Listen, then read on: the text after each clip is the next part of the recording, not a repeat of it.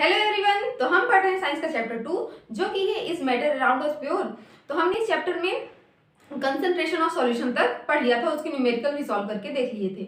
अब हमें देखना है कोलाइड सॉल्यूशन के एग्जांपल। जो हमने कोलाइडल सॉल्यूशन देखा था कि क्या होते हैं ये, इनके पार्टिकल्स का साइज ट्रू सॉल्यूशन से बड़ा होता है लेकिन सस्पेंशन से छोटा होता है, वो बीच के होते हैं, इसे हम बोलते हैं कोलाइडल सॉल्यूशन। तो ये किस किस टाइप के होते हैं, यानी कि कोलाइडल सॉल्यूशन किस किस स्टेट्स में बन सकते हैं। ऐसा तो नहीं है कि ये बस लिक्विड स्टेट में बनेंगे, ठीक है, अलग अलग स्टेट में भी कोलाइडल सॉल्यूशन बनते हैं, उसी के हम यहाँ पर एग्जांपल पढ़ेंगे। ठीक है, तो चलिए स्टार्ट करते हैं। सबसे पहले यहाँ देखिए, यहाँ पर हम डिस्पर्जेड फेज का बात करते हैं। क्यों? क्योंकि इसमें हम लोग सॉल्वेंट और सॉल्यूट को ना देख करके डिस्पर्जेड फेज और डिस्पर्जिंग मीडियम के नाम से जानते हैं। ठीक है, डिस्पर्जिंग मीडियम ज्यादा होता है हमेशा और डिस्पर्जेड फेज कम होता है। जैसे सॉल्वेंट क्या था, ज्यादा होता था और सॉल्यूट कम होता था, वैसा ही ये है। ठीक, तो हम यहाँ पर देखेंगे, ये पूरा चार्ट बना हुआ है, एनसीईआरटी का लिया हुआ है। ये चार्ट बहुत ही इंपॉर्टेंट है, आप सबको इसको अच्छे से याद करना होगा। ठीक है, ध्यान से देखिएगा, बहुत इंपॉर्टेंट है। क्योंकि देखिए डिस्पर्जेड फेज की जब हम बात करेंगे तो यहाँ क्या किया गया है, लिक्विड सॉलिड गैस, ठीक, फिर लिक्विड सॉलिड गैस और फिर लिक्विड सॉलिड। ठीक, इसके बाद यहाँ अगर बात करें हम लोग तो इसको आप लोग ऐसे याद कर सकते हैं कि गैस गैस, फिर लिक्विड लिक्विड लिक्विड, फिर सॉलिड सॉलिड सॉलिड सॉलिड। ठीक है, या उल्टा कर सकते हैं, solid solid solid, liquid liquid liquid और गैस गैस। आप लोग को ये ध्यान रखना है कि गैस सिर्फ 2 बार होगा, बाकी ये चीजें ये दोनों डबल होंगी। क्यों? क्योंकि कोलाइडल सॉल्यूशन गैस और गैस के बीच नहीं बन सकता है, गैस और सॉलिड के बीच, गैस और लिक्विड के बीच, लिक्विड और लिक्विड के बीच, सॉलिड सॉलिड के बीच, इन सब के बीच बन सकता है, लेकिन गैस और गैस के बीच नहीं बन सकता है। इसलिए गैस को सिर्फ 2 बार लिखा गया है और इन्हें 3 बार लिखा गया है। ठीक है, तो आप लोग ऐसे याद कर लेंगे, gas gas, liquid liquid liquid, फिर सॉलिड सॉलिड सॉलिड सॉलिड। अगर आपने इतना लिख लिया है, ठीक, तो बस आपको क्या करना है कि गैस के बगल में सबसे पहले लिखना है लिक्विड, ठीक, फिर लिखना है सॉलिड, गैस नहीं लिखना है, गैस के बगल में गैस नहीं लिखना है। यानी कि डिस्पर्जेड फेज और डिस्पर्जिंग मीडियम दोनों गैस नहीं हो सकता है। ठीक, तो गैस के बगल में हमने सबसे पहले लिक्विड लिख दिया, फिर लिख दिया सॉलिड। अब देखिए लिक्विड के बगल में ऐसे ही हमें क्या करना है, 3 स्टेप फॉलो करने हैं। सबसे पहले क्या, गैस, लिक्विड और सॉलिड। ठीक, लिक्विड लिक्विड लिक्विड है तो लिक्विड के साथ एक बार गैस जुड़ेगा, एक बार लिक्विड और एक बार सॉलिड। ठीक, सेम ऐसे सॉलिड के साथ हम करेंगे, एक बार क्या करना है, हम इसमें गैस के साथ इसको कंबाइन करना है, दूसरी बार लिक्विड के साथ और तीसरी बार सॉलिड के साथ। मतलब इन सबको एक दूसरे के साथ मिलाना है, सिर्फ गैस को 2 बार लिखना है। ठीक है, गैस को हमें ट्रिपल नहीं करना है, यानी कि गैस और गैस का कोलाइडल सॉल्यूशन नहीं बनता है। ठीक, तो अब यहाँ पर हम देखें कि इसके टाइप, इसको बोला क्या जाता है। तो जब लिक्विड और गैस मिलते हैं तो जो हमारा कोलाइडर तैयार होता है, कोलाइडल मैटर जो बनता है, उसे हम बोलते हैं एरोसॉल। ठीक है, इस टाइप के जो सॉल्यूशन को हम क्या बोलते हैं, ये एरोसॉल। और जब सॉलिड और गैस भी मिलता है तो इसे बोलते हैं एरोसॉल। गैस और लिक्विड मिलता है तो इसे हम बोलते हैं फोम। और जब हमारा लिक्विड और लिक्विड मिलता है तो इसे हम बोलते हैं इमल्शन, जैसा कि मिल्क है। ठीक है, सॉलिड और लिक्विड मिलता है तो इसे हम बोलते हैं सॉल। गैस और सॉलिड मिलता है तो फोम, लिक्विड सॉलिड मिलता है तो जेल, और जब सॉलिड सॉलिड मिलता है तो सॉलिड सॉल बनता है। अब ये जो सीक्वेंस है, अगर आप इसे सीक्वेंस याद कर लेते हैं तो ये भी याद करना इजी है। इसका एक ट्रिक है कि आप लोग को इसमें क्या करना है, ध्यान से देखिएगा, यहाँ सॉलिड सॉल है, यहाँ याद देखिए सॉलिड सॉलिड मिल रहा है तो सॉलिड सॉल मिल रहा है, 2 SS वाला 2 बार। ठीक है, तो यहाँ हम लोग क्या कर सकते हैं कि सुबोध शर्मा जी फिर से इंग्लैंड फिर अमेरिका आए। ठीक, ऐसे अगर आप ट्रिक से याद करेंगे तो आपको सीक्वेंस याद रहेगा, नीचे से ऊपर की ओर जाना है इसमें। ठीक, सुबोध शर्मा जी फिर से इंग्लैंड फिर अमेरिका आए। ठीक, ऐसे आप लोगों को इसका सीक्वेंस याद हो जाएगा। बस ये क्या करना है, ऐसे सीक्वेंस में लिखना है और जस्ट बगल में इसको ऐसे लिख देना है। तो आप लोगों को मतलब दिक्कत नहीं होगा ये जानने में कि एरोसॉल किसको बोलते हैं या फोम किसको बोलते हैं, इमल्शन किसको बोलते हैं। ठीक, ऐसे याद हो जाएगा। अब इसका एग्जाम्पल देखते हैं हम लोग। ठीक है, तो देखिए लिक्विड और गैस जब मिलता है तो क्या बनता है, एरोसॉल बनता है। इसका एग्जाम्पल है फॉग, ठीक है, या फिर क्लाउड्स।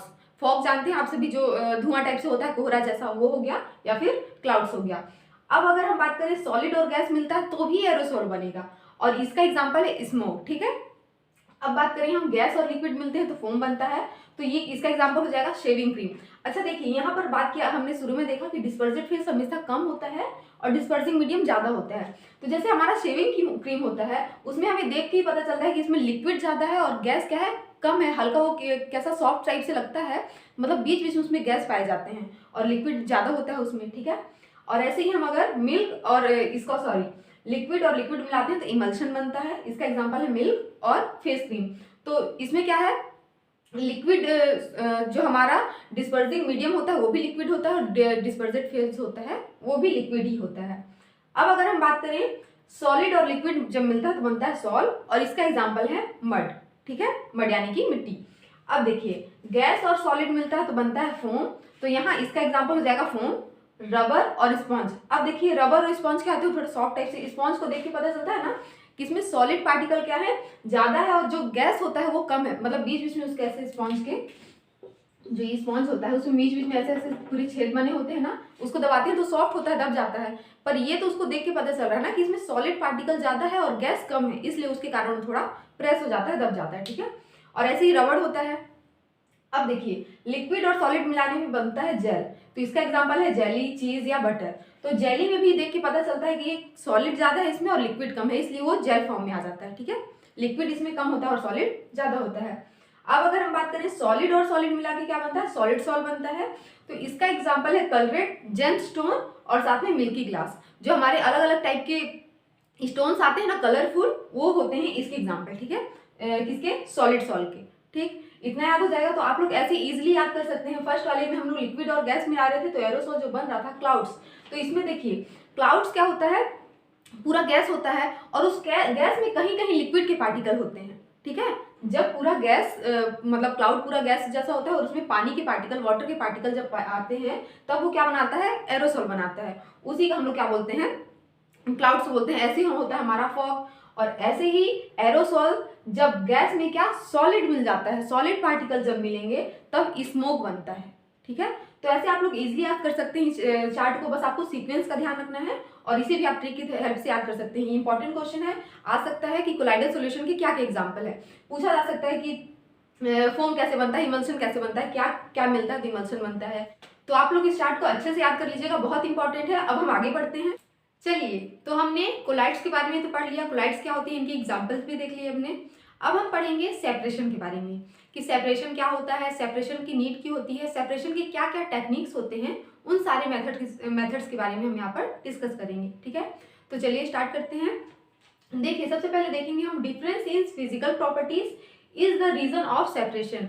यानी कि सेपरेशन तो ये आप लोगों को क्लियर ही होगा कि सिर्फ मिक्सचर में ही सेपरेशन होगा। जो भी मिक्सचर है उनमें हम आसानी से सेपरेशन कर सकते हैं फिजिकल प्रोसेस के थ्रू। ठीक है, तो ये जो सेपरेशन है, जो भी मिक्सचर है उनकी फिजिकल प्रॉपर्टीज अगर अलग अलग हैं तो उनमें उसको हम लोग क्या कर सकते हैं, सेपरेट कर सकते हैं। ठीक है, इसके बाद दिया हुआ है separation will be done only in mixture, यानी कि सेपरेशन सिर्फ और सिर्फ मिक्सचर में ही हो सकता है। ठीक है, बाकी कंपाउंड्स में सेपरेशन करना मुश्किल है। केमिकल प्रोसेस के थ्रू उनमें हम सेपरेशन कर सकते हैं, लेकिन मिक्सचर में हम फिजिकल प्रोसेस के थ्रू सेपरेशन कर सकते हैं। तो आप लोग को ये याद रखना है कि सेपरेशन किस में होता है, हमेशा सेपरेशन का जो प्रोसेस होता है या सेपरेशन का जो टेक्निक हम फॉलो करते हैं वो मिक्सचर में ही करते हैं। ठीक है, अब हम देखते हैं why do we separate mixture. हम ये जो भी पढ़ने वाले हैं सेपरेशन के बहुत सारे टेक्निक्स पढ़ने वाले हैं, क्या क्या टेक्निक्स होती है, मेथड के बारे में पढ़ेंगे, उसकी जरूरत क्यों है, हमारे डेली लाइफ में इसकी नीड क्यों है, इसके बारे में हम थोड़ा जान लेते हैं कि हमें कोई चीज सेपरेट करना ही क्यों है। ठीक है, तो इसका पहला जो रीजन है वो है टू रिमूव अनवांटेड पार्टिकल। आप सभी जानते होंगे हम लोग घर में जनरली चावल हो गया या गेहूं हो गया, उन सब में से क्या करते हैं, कंकड़ को चुनकर अलग करते हैं ना। तो ऐसा क्यों करते हैं, जिस मतलब वो क्या है, अनवांटेड पार्टिकल है ना, हमें उसकी जरूरत नहीं है, तो उनको हम क्या करते हैं, चुन के अलग कर देते हैं। तो हम उसे सेपरेट ही तो कर रहे हैं ना, वो सेपरेशन ही है। या फिर आप देख सकते हैं हम लोग घर में चाय बनाते हैं, जो उसमें बहुत सारी चीजें मिली होती हैं, चाय पत्ती हो गया, शुगर हो गया, मिल्क हो गया, ये सारी चीजें। फिर जब वो पूरा बॉयल हो जाता है उसके बाद हम उसे छानते हैं, फिल्टर करते हैं ना। क्यों, क्योंकि जिसमें सॉलिड पार्टिकल्स है, जो भी चाय पत्ती है या फिर अदरक है, वो सब हमें नहीं चाहिए। तो हम वो अनवांटेड पार्टिकल को क्या करते हैं, अलग कर देते हैं। तो ये सब के लिए हमें क्या है, सेपरेशन मेथड की जरूरत है, हम उसे डायरेक्टली यूज नहीं कर सकते हैं। तो अनवांटेड पार्टिकल को अलग करने के लिए सेपरेशन टेक्निक का यूज किया जाता है। सेकेंड है टू ऑब्टेन इंपॉर्टेंट सब्सटेंस। अब जो हम लोग चाय को छान रहे थे या फिर चावल या गेहूं को चुन रहे थे, उसमें से जब हम कंकड़ को या फिर चाय में से जो भी चाय पत्ती या फिर अदरक को अलग कर देते हैं, तो जो हमारे पास बचता है वो इंपॉर्टेंट सब्सटेंस होता है। तो इंपॉर्टेंट सब्सटेंस को पाने के लिए हम लोग क्या करते हैं, सेपरेशन टेक्निक का यूज करते हैं। ठीक है, इसके बाद हम देखते हैं टू ऑब्टेन प्योर सब्सटेंसेस। अब देखिए जो हमारी एयर है, एयर में बहुत सारी गैसें मिली हुई है, लेकिन उसमें से हमें क्या ऑक्सीजन अगर चाहिए तो हम क्या करते हैं, ऑक्सीजन को सेपरेट करके उन सारे मिक्सचर, मतलब जो अलग अलग गैसें हैं उनका मिक्सचर है एयर, ठीक है, उसमें से हम क्या करते हैं, ऑक्सीजन को अलग कर लेते हैं, नाइट्रोजन को, जो गैस हमें चाहिए उसे अलग करके एक सिलेंडर में भर लेते हैं, पूरे प्योर फॉर्म में होता है वो, तो उसी को हम यहाँ कह रहे हैं कि टू ऑब्टेन प्योर सब्सटेंस। तो हमें उसमें से, एयर में से ऑक्सीजन को अलग करना है या फिर नाइट्रोजन को अलग करना है, तो उसके लिए भी तो हमें सेपरेशन टेक्निक का यूज करना पड़ता है, ठीक है। तो इन सारी चीजों के लिए हमें किसकी हेल्प लेनी पड़ती है, सेपरेशन मेथड की या सेपरेशन टेक्निक्स की हेल्प लेनी पड़ती है। तो यही क्या है, नीड है हमारा सेपरेशन करने का। तो सेपरेशन की नीड हमें क्यों, आप लोग को समझ में आ गया होगा, बहुत सारे इसके रीजन है। अब हम देखते हैं कि सेपरेशन हम लोग कैसे कैसे कर सकते हैं। सबसे पहले तो यहाँ देखते हैं separation of mixture of two solids, यानी कि अगर टू सॉलिड पार्टिकल मिल गए हैं, मिक्सचर बना लिए हैं, तो उन्हें हम कैसे सेपरेट कर सकते हैं, ठीक है। यहाँ सॉलिड की बात हो रही है, तो इसमें सबसे पहले हम देख सकते हैं यूजिंग ए सुटेबल सॉल्वेंट, यानी कि एक सुटेबल सॉल्वेंट का यूज करके हम टू सॉलिड मिक्सचर को अलग कर सकते हैं। अब कैसे, तो देखिए जैसे अगर हमने क्या मिक्स कर दिया है, सैंड को और शुगर को मिक्स कर दिया, या फिर सैंड और सॉल्ट मिक्स हो गया है, तो उसे हम सोचें अगर कि छान के अलग कर लें, तो ऐसा तो पॉसिबल नहीं है, या फिर फिल्टर कर लें, ये पॉसिबल नहीं है। हम इसमें क्या करेंगे, वाटर लेंगे, वाटर क्या है, एक सॉल्वेंट है, ठीक है, तो वाटर लेंगे हम, वाटर में क्या करेंगे, वो दोनों मिक्सचर किसका, सैंड का और जो हमारा शुगर या फिर सॉल्ट जो उसका मिक्सचर है उसको उसमें डाल देंगे। तो उसमें क्या होगा, जो हमारा शुगर या फिर सॉल्ट है सॉल्यूट के फॉर्म में, वो क्या होगा, वाटर के साथ डिजोल्व हो जाएगा, लेकिन सैंड डिजोल्व नहीं होगा, ठीक है। तो ऐसे हम उसे फिर फिल्टर करके अलग कर लेंगे। तो हम एक सुटेबल सॉल्वेंट का यूज करके क्या कर सकते हैं, मिक्सचर को सेपरेट कर सकते हैं। अब यहाँ टू सॉलिड्स की बात हुई थी, तो जो हमारा सैंड था वो भी सॉलिड था, और जो हमारा शुगर था वो भी सॉलिड फॉर्म में था, ठीक। अब हम सेकंड देखते हैं प्रोसेस ऑफ सब्लिमेशन। अब टू सॉलिड मिक्स हो गए अगर, तो जैसे मान लीजिए हमारा कपूर है या फिर नेफ्थलीन बॉल है, वो किसी और सॉलिड के साथ मिक्स हो गया है, ठीक है, उसमें आप मड ले सकते हैं, सैंड ले सकते हैं, या कोई भी सॉलिड पार्टिकल उसके साथ मिक्स हो गया है और उसे हमें अलग करना है। तो सब्लिमेशन प्रोसेस के थ्रू हम अलग कर सकते हैं। कैसे, उसको हम क्या करेंगे, हीट देंगे, हीट देने से क्या होगा, जो हमारा सब्लिमाइन होगा वो क्या होगा, वेपर बन के डायरेक्ट उड़ जाएगा, ठीक है, वेपर फॉर्म में आ जाएगा। और लेकिन जो हमारा दूसरा सॉलिड पार्टिकल होगा वो तो सब्लिमेशन का प्रोसेस नहीं शो करेगा, ठीक है ना, क्योंकि सब्लिमेशन कुछ मैटर ही शो करते हैं, ठीक है। तो इससे क्या होगा, आसानी से हम उसे अलग कर लेंगे, किसको, सब्लिमाइन को, यानी कि कपूर को या फिर नेफ्थलीन बॉल को या फिर अमोनियम क्लोराइड को, इसे हम अलग कर लेंगे, और जो नीचे हमारा दूसरा सॉलिड पार्टिकल बचेगा उसे हम अलग कर लेंगे। सेकंड जो हमारा वो है प्रोसेस ऑफ सब्लिमेशन, यानी कि सब्लिमेशन प्रोसेस के थ्रू भी हम क्या कर सकते हैं, टू सॉलिड्स को अलग कर सकते हैं। अब सब्लिमेशन आप सभी जानते होंगे, हमने पढ़ा है इसके बारे में पहले, कि ऐसा सब्सटेंस या ऐसा कोई भी मैटर जो बिना लिक्विड स्टेट में आए डायरेक्ट, कोई ऐसा सॉलिड जो बिना लिक्विड स्टेट में आए डायरेक्ट क्या बनता है, वेपर या गैसेज स्टेट में चला जाता है, उसे हम क्या बोलते हैं, सब्लिमेशन। उस प्रोसेस को हम सब्लिमेशन बोलते हैं। तो जैसे मान लीजिए कोई भी टू सॉलिड है, ठीक है, जैसे मान लीजिए कपूर है या फिर हमारा नेफ्थलीन बॉल है, वो किसी दूसरे सॉलिड के साथ मिक्स हो गया है, ठीक है, दूसरा कोई भी सॉलिड है उसके साथ मिक्स हो गया है, तो हम उसे कैसे अलग करेंगे, कैसे सेपरेट करेंगे। तो देखिए हमने पढ़ा है इसके बारे में, क्या करेंगे, हम यहाँ पर एक फ्लास्क ले लेंगे, इसमें क्या कर देंगे, हम वो दोनों सॉलिड को डाल देंगे, ठीक है, इसमें हमारा कपूर भी है मान लीजिए, या फिर नेफ्थलीन बॉल है, और दूसरा क्या है हमारा यहाँ पर दूसरा अदर सॉलिड है, जिसमें सैंड या हम कोई भी दूसरा सॉलिड ले सकते हैं जो कि सब्लिमाइन नहीं होता है, ठीक है। तो हम इसे क्या करेंगे, हीट देंगे, यहाँ से इसे हम बंद कर देंगे, ठीक है, लॉक कर देंगे यहाँ से, और इसे हम जैसे जैसे हीट देंगे तो इसमें से क्या होगा, जो कपूर है वो सब्लिमेशन प्रोसेस करेगा, तो वो क्या होगा, वेपर बन के डायरेक्ट यहाँ इकट्ठा होने लगेगा, और जो अदर पार्टिकल है वो नीचे ही रहेगा, उसमें कोई फर्क नहीं पड़ेगा। तो जैसे ही यहाँ इकट्ठा होगा तो हम इसे क्या करेंगे, आसानी से अलग कर सकते हैं बाहर निकाल के, ठीक है। तो ऐसे हम टू सॉलिड को सब्लिमेशन प्रोसेस के थ्रू भी अलग कर सकते हैं। इसके बाद है यूजिंग मैग्नेट। इसमें हम लोग क्या करेंगे कि जैसे मान लीजिए कोई भी ये आयरन के पार्टिकल्स हैं, ठीक है, और यहाँ मान लीजिए सल्फर के पार्टिकल हैं, सल्फर या फिर कोई अदर सॉलिड, सल्फर के अलावा हम यहाँ पर एल्यूमिनियम ले सकते हैं, ये सारी चीजें कोई दूसरे पार्टिकल मिक्स हो गए हैं दोनों, ठीक है, आयरन के पार्टिकल के साथ दूसरे अदर पार्टिकल मिक्स हो गए हैं, अदर सॉलिड मिक्स हो गए हैं, तो हम क्या करेंगे, इसके पास मैग्नेट लेके आएंगे, ठीक है। जैसे ही इसके पास मैग्नेट लाएंगे क्या होगा, मैग्नेट जितने भी आयरन के पार्टिकल हैं उसको अपने साइड खींच लेगा, और बाकी जो अदर पार्टिकल है सल्फर के हो गए या फिर एल्यूमिनियम हो गए, उसे क्या होगा, वो नीचे ही रहने देगा। तो ऐसे हम आसानी से अलग कर सकते हैं, यानी यहाँ भी टू सॉलिड थे और टू सॉलिड को हम मैग्नेट के हेल्प से अलग कर लिए, सेपरेट कर लिए। तो ये हो गया हमारा थर्ड टेक्निक, यूजिंग मैग्नेट, मतलब मैग्नेट का यूज करके भी हम टू सॉलिड्स को अलग कर सकते हैं, लेकिन वो सॉलिड क्या होना चाहिए, या तो मैग्नेट ही हो या फिर हमारा आयरन हो सकता है। ठीक है, तो हमने यहाँ पर क्या देख लिया कि separation of mixture of two solids, यानी कि अगर टू सॉलिड आपस में मिक्स हो जाते हैं तो हम उसे कैसे सेपरेट करेंगे। ठीक है, अब हम देखेंगे यहाँ पर जो इतनी सारी टेक्निक्स दी हुई हैं, मतलब सेपरेशन टेक्निक हम लोग और कौन कौन सी सेपरेशन टेक्निक्स को यूज करके किसी भी मिक्सचर को सेपरेट कर सकते हैं। ठीक है, तो इन सारे टेक्निक्स के बारे में हमें यहाँ पर पढ़ना है। पहला है इवापोरेशन, फिर है सेंट्रीफ्यूगेशन, तीसरा है सेपरेटिंग फनल, और चौथा है हमारा सब्लिमेशन, पांचवा है डिस्टिलेशन, फिर है क्रिस्टलाइजेशन, और लास्ट में हमारा क्रोमेटोग्राफी। इसमें से हमने सब्लिमेशन के बारे में अभी देख लिया कि सब्लिमेशन प्रोसेस क्या होता है। इसमें जो भी सब्लिमाइन है उसे क्या करते हैं, हम हीट देके वेपर में कन्वर्ट कर देते हैं और बाकी जो सॉलिड होता है वो नीचे रह जाता है। ठीक है, तो अब स्टार्ट करते हैं इवापोरेशन से। इवापोरेशन क्या होता है, इवापोरेशन में हम क्या करते हैं, तो देखिए आप सभी को पता होगा ना, जो हमारा वाटर होता है, वाटर को हम कभी भी, जैसे इसमें वाटर है मान लीजिए, इसको हम कभी भी हीट देते हैं तो ये 100 डिग्री सेल्सियस पे बॉईल होना स्टार्ट होता है। ठीक है, 100 डिग्री सेल्सियस पे बॉईल होगा, उसके बाद ये क्या होगा, वेपर फॉर्म करने लगेगा। ठीक है, जैसे ही इस पे अपने बॉइलिंग पॉइंट पे पहुंचेगा तो ये क्या बनने लगेगा, वेपर बनने लगेगा, ये आप सबको पता है।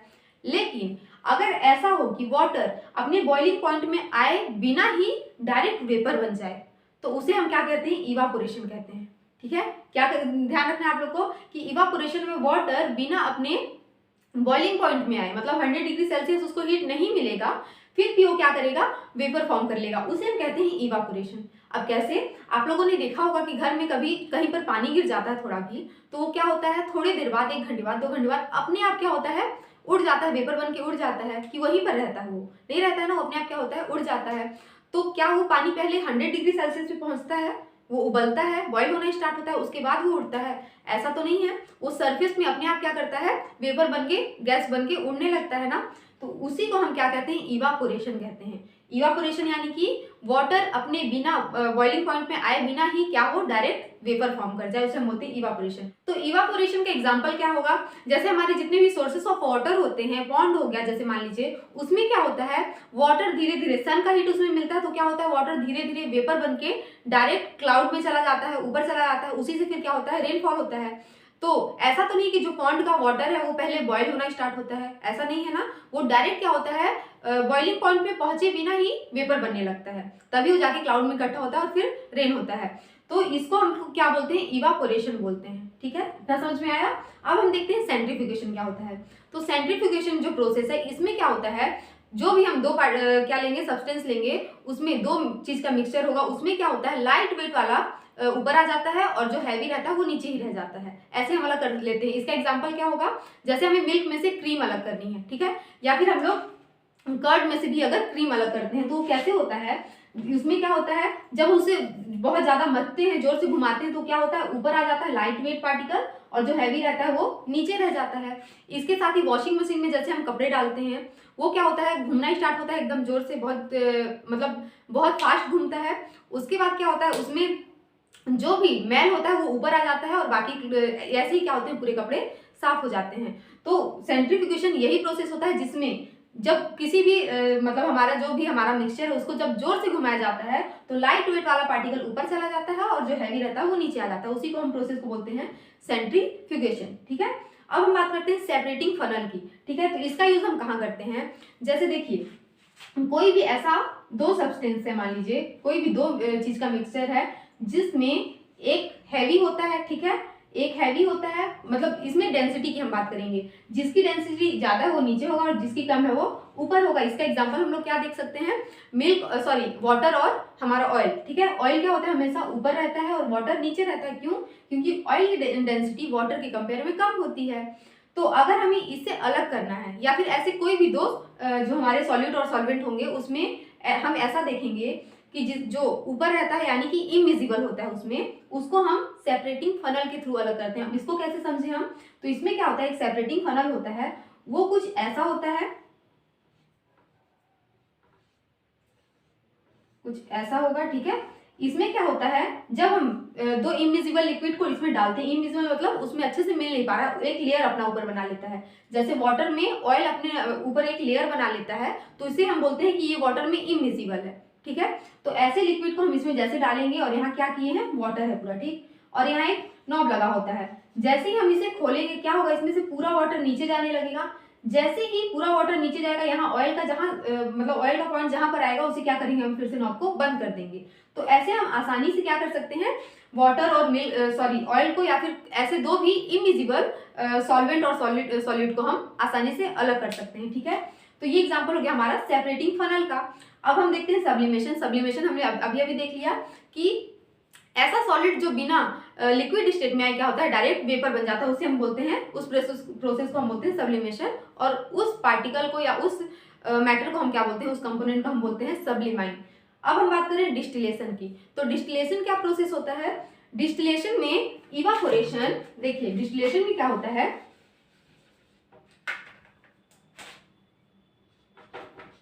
Evaporation plus condensation.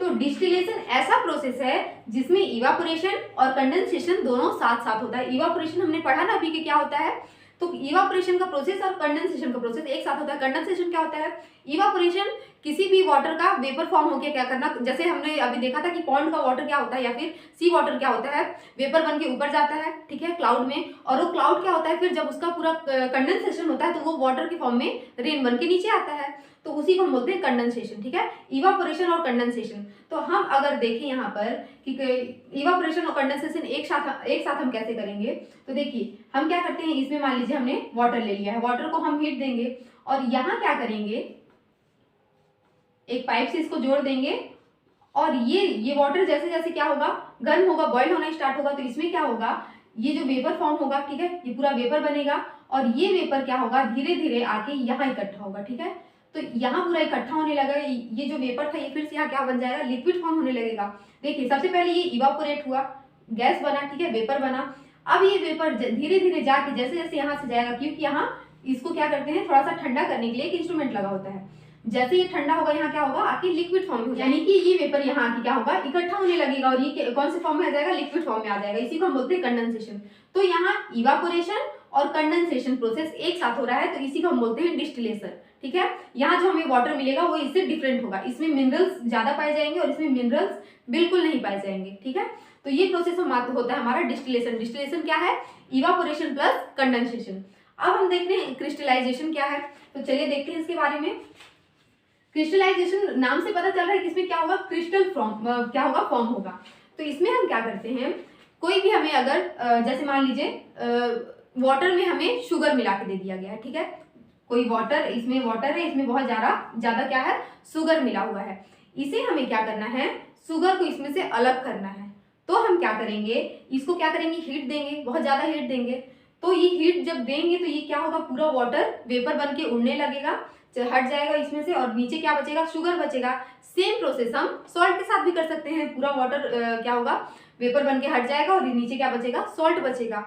तो धीरे धीरे वो क्या होगा, उसका क्रिस्टल फॉर्म होने लगेगा ना, शुगर का या फिर सॉल्ट का क्रिस्टल फॉर्म होने लगेगा। बस इसी को हम बोलते हैं क्रिस्टलाइजेशन। यानी कि किसी भी चीज को हॉट करेंगे, सबसे पहले हम इसे वार्म करेंगे, गर्म करेंगे, और हॉट चीज को फिर से हम क्या करेंगे, कोल्ड करेंगे। तो ये जब इसे हम दोबारा से कोल्ड करेंगे तो ये क्रिस्टल फॉर्म होने लगेगा, इसी को हम बोलते हैं क्रिस्टलाइजेशन। क्रिस्टलाइजेशन प्रोसेस का यूज करके ही क्या किया जाता है, शुगर के पार्टिकल्स बनाए जाते हैं, ऐसे ही और बहुत सारे पार्टिकल्स बनाए जाते हैं। तो इस प्रोसेस को हम बोलते हैं क्रिस्टलाइजेशन, यानी कि क्रिस्टल बनाना किसी चीज का, वो होता है क्रिस्टलाइजेशन। लास्ट जो हमारा है वो है क्रोमेटोग्राफी। अब ये क्या होता है, ध्यान से सुनिएगा, इसमें क्या होता है, क्रोमेटोग्राफी में हम क्या करते हैं, एक पेपर लेते हैं, जनरली इसमें हम हमें कोई पिगमेंट मिला है, कोई कलर मिला है, या फिर ऐसा कोई भी मिक्सचर मिला है जिसमें अलग अलग कंपाउंड तो मिले हुए हैं, जैसे ये है पूरा, इसमें बहुत सारे कंपाउंड है, लेकिन वो हमें दिखते नहीं है बिल्कुल, इसमें क्या मिला है क्या नहीं। जैसे इंक होता है हमारा, इंक में देख के पता चलता है ब्लैक इंक है, ब्लू इंक है, तो वो देख के तो पता नहीं चलता है इसमें कौन कौन से कलर मिले हुए हैं। ऐसा तो नहीं कि बस ब्लैक कलर है, उसमें और कलर मिले हो सकते हैं ना, फिर उससे भी ब्लैक कलर बनाया जा सकता है। तो इसमें हम क्या करते हैं, एक पेपर लेते हैं, ठीक है, सबसे पहले यहाँ एक नीचे कोई भी ऐसे बर्तन रख देंगे हम, मान लीजिए, ठीक है। इसके बाद क्या करते हैं, ये कांच का एक पूरा सेटअप होता है, इसमें पूरा, इसके नीचे क्या करते हैं, वाटर लगा, या फिर दूसरा सॉल्वेंट कोई भी हम ले सकते हैं, जनरली हम यहाँ वाटर लेते हैं, ठीक। अब वाटर में क्या होता है, वाटर ऐसे ही इसको रखेंगे हम, ये पूरा सेटअप एक पूरे ग्लास के अंदर होता है, ठीक है। अब हम यहाँ पर क्या करेंगे, एक यहाँ लाइन ड्रॉ कर देंगे, ठीक, पेंसिल से हल्का सा लाइन ड्रॉ कर देंगे। अब यहाँ पर इंक या फिर जो भी हमें सैंपल मिला है, जिसका हमें क्या करना है, क्रोमेटोग्राफी करना है, अलग अलग कंपाउंड, अलग अलग कंपोनेंट उसमें से अलग करने हैं, उसे हम यहाँ पर थोड़ा सा ऐसे स्पॉट डाल देंगे उसका। ठीक है, ये ध्यान रखना है कि ये जो हमारा क्या है, वाटर या जो भी सॉल्वेंट हमने लिया है ये इससे दूर हो, सॉरी ये इसके थोड़ा पास होगा। ठीक है, ये स्पॉट इससे दूर होगा लेकिन ये इसमें डीप होगा, ये पेपर इस सॉल्वेंट में डीप होगा लेकिन ये लाइन इससे थोड़ा दूर रहेगा। ठीक है, लाइन ज्यादा पास नहीं रहेगा, यानी कि स्पॉट को हमें डिस्टेंस में रखना है इस सॉल्वेंट से, एकदम ये स्पॉट इसमें डूबा नहीं होना चाहिए। ठीक, अब क्या होगा, इसे हम ऐसे ही छोड़ देंगे तो क्या होगा, ये वाटर, आप सभी को पता है कि पेपर को हम वाटर में डिप करेंगे तो पेपर थोड़ा थोड़ा एब्जॉर्ब करेगा वाटर को, तो ये वाटर को जैसे एब्जॉर्ब करेगा क्या होगा, ऊपर जाएगा थोड़ा थोड़ा, जैसे जैसे ये ऊपर जाएगा ये स्पॉट तक पहुंचेगा, अब ये स्पॉट से और ऊपर जाएगा, तो जैसे जैसे ऊपर जाएगा तो अलग अलग कलर की स्पॉट हमें अलग अलग जगह में देखने को मिलेंगे। ठीक है, तो ऐसे हम पता कर लेंगे कि ये इंक कौन कौन से कलर से मिलके बना है। ऐसे हम किसी भी सैंपल का अलग अलग क्रोमेटोग्राफी मेथड की हेल्प से पता कर सकते हैं कि इसमें क्या मिला हुआ है। ठीक है, तो आसानी से हमें यहाँ पर कलर स्पॉट दिखने लगते हैं। तो ये जो हमारा पेपर फिर हमें से बाहर निकाल लेते हैं, अलग करते हैं, इस पेपर को हम क्रोमेटोग्राम कहते हैं। ठीक है, क्रोमेटोग्राफी मेथड में जो पेपर यूज किया जाता है और जो सैंपल उसके बाद हमें मिलता है उसके थ्रू जब हम पूरा ये स्पॉट देख लेते हैं, मिल जाता है हमें, तो उस पेपर को हम बाहर निकालेंगे, वो पेपर क्या कहलाता है, क्रोमेटोग्राम कहलाता है। ठीक है, क्रोमेटोग्राफी यही मेथड होता है, आप लोगों को भी इसमें इतना ही जानना है। तो यहाँ हमारा सेपरेशन टेक्निक खत्म होता है। आई होप आप लोग को ये अच्छे समझ में आया होगा। Thank you so much for watching.